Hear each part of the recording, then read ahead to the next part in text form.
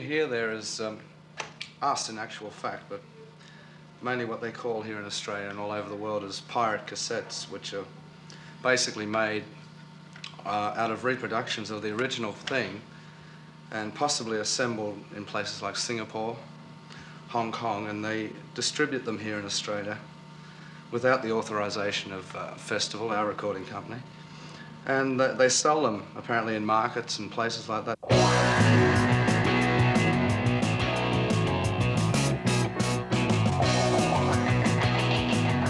I have here a cassette and a record which have been smuggled into Australia.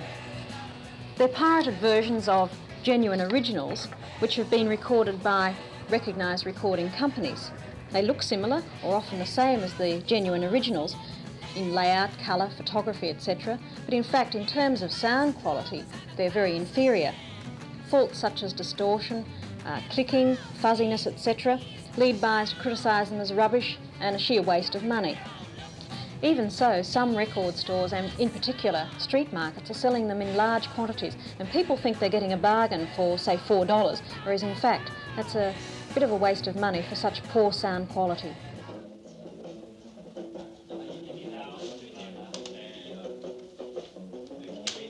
Most of these copied recordings are made and sold in Hong Kong, but many are exported to Australia, Europe and the United States.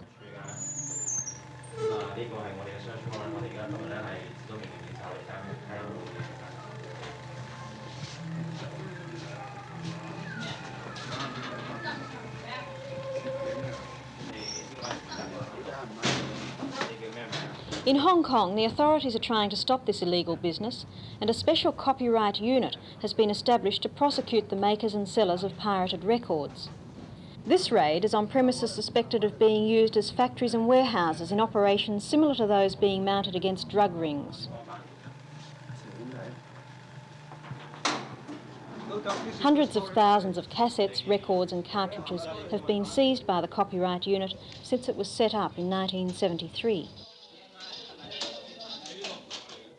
Naturally, the recording companies in Australia are deeply concerned about this illegal business, and they and local artists could be losing millions of dollars in the flood of pirated recordings.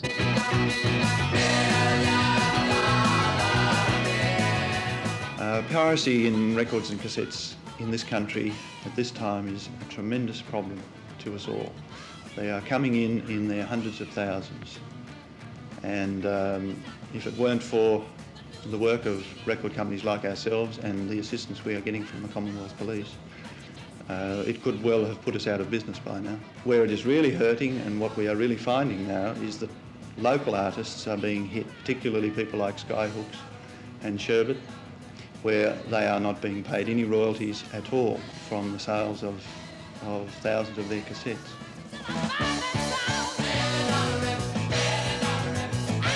So when buying recordings, make sure that they're stamped with a recognised brand name and that you buy from a reputable store.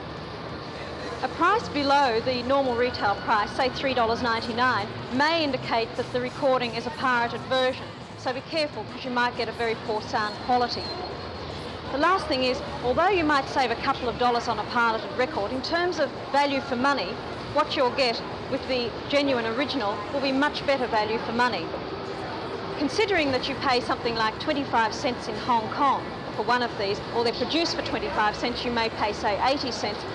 In Australia, you pay $4, which really is quite a rip-off.